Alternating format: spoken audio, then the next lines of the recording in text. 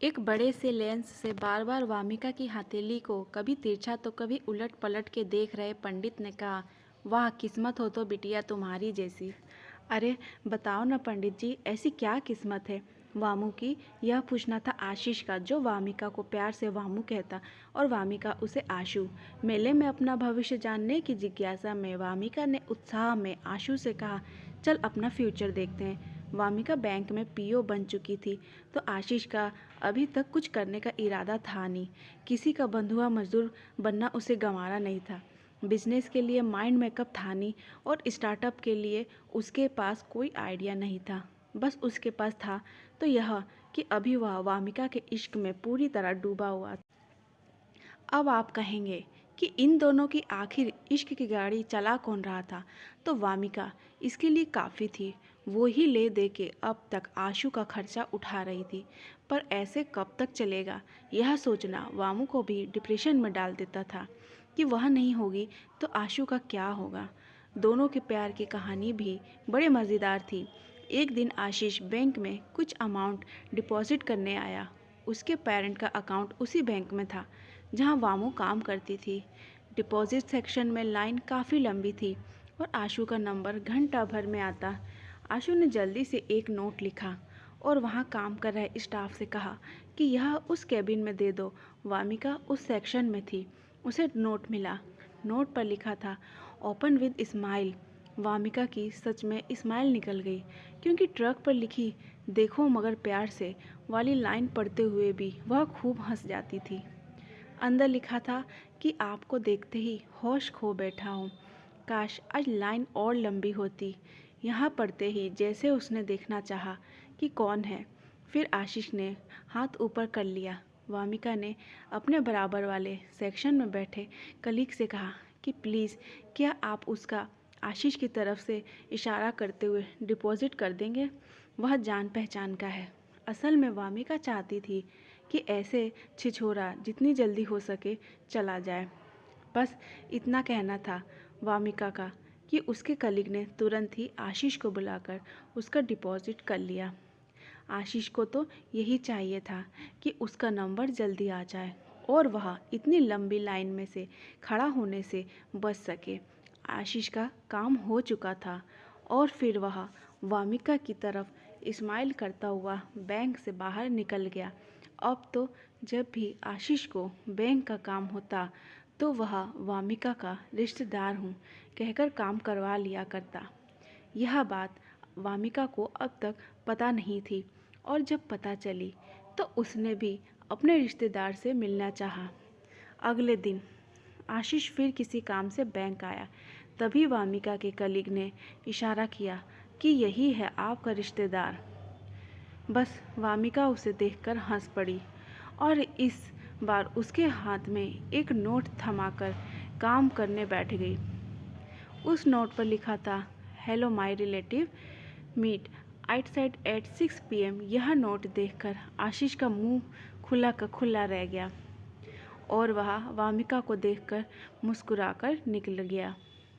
वामिका को गेट के बाहर इंतज़ार करना पड़ा। तय समय से 10 मिनट बाद आशीष अपनी बुलेट से आया। वामिका ने उसे देखा और बगल के सीसीटीवी कैफ़े में चली गई और ग्लास वॉल से उसे इशारा किया। आशीष उसके सामने था। वेटर 2 हॉट चॉकलेट कॉफ़ी और लावा केक का ऑर्डर नोट कर चला गया। हेलो रिलेटिव, मैं Wamiqa, your name Ashish, this side, introduction round. बस इतना ही चला और दोनों हंसते हुए कैफ़े से बाहर। आशीष अब आशु था और वामिका इस कॉफ़ी के बाद से वामू। आशु ने कहा, मैं ड्रॉप कर देता हूँ। इस बहाने रिलेटिव के घर का एड्रेस भी मिल जाएगा। और फिर दोनों हंस पड़े। उस दिन रात भर दोनों एक दूसरे के साथ चैटिंग करते रहे, जैसे स्कूल या कॉलेज में स्लैम बुक का ट्रेंड होता था। ठीक वैसा ही वामू उससे पूछने लगी, फेवरेट कलर, क्यूजिन, स्पोर्ट्स तक तो ठीक था। फिर वामू ने आशु से उसके क्रश के बारे में पूछा। आशु उसे बताता गया और ऐसे करते करते दोनों हर दिन मिलने लगे। हालात यह हो गए कि वामू को हमेशा आशु के लिए सपने आने लगे। बैंक में अक्सर अमाउंट को ठीक से चेक ना कर पाने में 1000-2000 मिसिंग दिखाने लगा। यह लगभग हर महीने होने लगा। ऐसे में उसे पैसे अपनी सैलरी से भरने पड़ते। बैंक मैनेजर से वामिका को नोटिस मिलने लगे। वो अलग यह बात शाम को उसने आशु को भी बताई कि काम में मन ना लगने से काफ़ी पैसा मेरी सैलरी से कट हो जाएगा, क्योंकि लोग मुझे उलझा हुआ देखकर डिपॉजिट देते कम है और स्लिप पर भरते ज़्यादा हैं। आशु ने कहा, तुम काम पर ध्यान लगाओ वामू, अब तक तुम हमेशा मन लगाकर काम करती थी और फिर मैं कहाँ भागे जा रहा हूँ। हम दोनों तो हमेशा के लिए एक होंगे ही। बस घर में मम्मी पापा को समय देखकर बताऊँगा। फिर आशु ने कहा कि वामू, अपने बैंक में हम दोनों का जॉइंट अकाउंट खोलो, जिसमें तुम हर महीने उसमें 1000 रुपये डालो और मैं भी 1000 रुपये डालूँगा। ऐसा करके हम पैसा जोड़ सकेंगे अगले फ्यूचर के लिए। Wow, what an idea sir ji, कहकर वामू ने आशु को चूम लिया। लेकिन वेट, तुम्हें यह मस्त आइडिया आया कहाँ से? दरअसल आशु को यह आइडिया सोशल मीडिया से मिला, जहाँ उसने कुछ समय पहले ट्विटर पर वायरल मैसेज को देखा। मैसेज था, हार्ट ब्रेक इंश्योरेंस फंड, धोखा खाने के बाद भी गर्लफ्रेंड से मिले 28,000 रुपये। यह सब दोनों के जॉइंट अकाउंट में जुड़े पैसे थे, जिसमें प्रतीक और उसकी गर्लफ्रेंड ने एक एग्रीमेंट किया कि जो भी प्यार में धोखा खाएगा उसे पूरी राशि हार्ट ब्रेक इंश्योरेंस फंड के रूप में दे दी जाएगी। और ऐसा करके प्रतीक को तकरीबन 28,000 का चेक मिल गया था। आशु ने यह पूरा माजरा वामू को बताया और कहा कि इसलिए मुझे यह आइडिया आया। वामू ने पूछा कि पर हम तो शादी करेंगे ना? आशु, हाँ, तो वामू, मैं यह फंड अपने नए घर के लिए कर रहे हैं और तब तक मुझे कोई ना कोई काम तो मिल ही जाएगा। कहकर वामिका ने अगले दिन एक जॉइंट अकाउंट तो ओपन करवाया, पर आशु के नाम पर 5,000 की आरडी भी खुलवा दी, ताकि उसे कुछ ब्याज मिल सके। हाँ, लेकिन नॉमिनी किसे बनाए? फिर कुछ सोचकर अपना नाम नॉमिनी में लिखकर साइन कर दिया। आरडी का पीरियड कुल 3 साल तक का लॉक कर दिया, यानी 3 साल बाद तकरीबन 2 लाख का अमाउंट बन। उसने सोचा था कि बैंक में वहत है तो होम लोन तो उसे आसानी से मिल जाएगा, पर आरडी उसने आशु के काम के लिए सोचकर रखी थी। वामू ने आशु को जॉइंट अकाउंट की बात अगले दिन मिलकर बता दी थी और आरडी वाली बात छिपा ली। आशु ने कहा कि वह हर महीने अपने हिस्से के 1,000 रुपये दे दिया करेगा, लेकिन हर महीने की डिपॉजिट डेट पर वह कोई ना कोई बहाना बना देता। कभी कहता घर में प्रॉब्लम चल रही है, तो कभी कहता चोट लग गई। कभी पापा का बहाना तो कभी अपना बताकर कि नौकरी लगते ही तुम्हें दे दूंगा। आशु इस अंदाज में कहता कि वामू का सारा गुस्सा भी मोम की तरह पिघल जाता। ऐसे में वामू को उसके हिस्से के भी पैसे जमा करने पड़ते।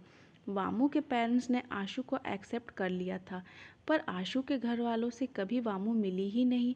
आशु हमेशा उसे कहता कि आज कोई मौसी आ गई है, तो कभी चाची है घर पर।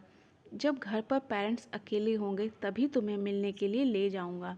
दोनों की रिलेशनशिप की 3री एनिवर्सरी आ रही थी। आशु अब भी कोई काम नहीं कर रहा जिससे उसे एक मुश्त रकम मिल सके। वह कुछ फ़नी वीडियोस बनाकर सोशल मीडिया पर अपलोड कर देता था। यूट्यूब पर उसके अकाउंट की मॉनिटरिंग तो शुरू हो गई थी, पर कंटेंट बहुत वाहियात किस्म का होता।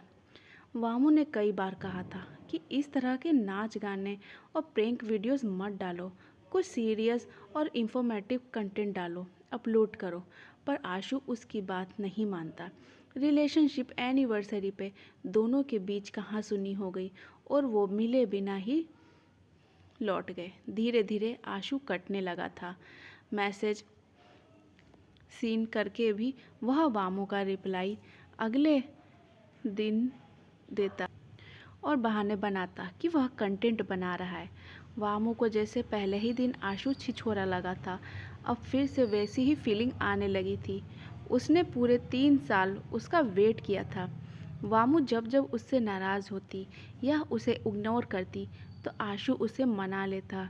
कभी उसके बैंक में जाकर उसे सरप्राइज़ करता तो कभी उसके घर के नीचे आकर घुटने के बल बैठकर शाहरुख पोज बनाता।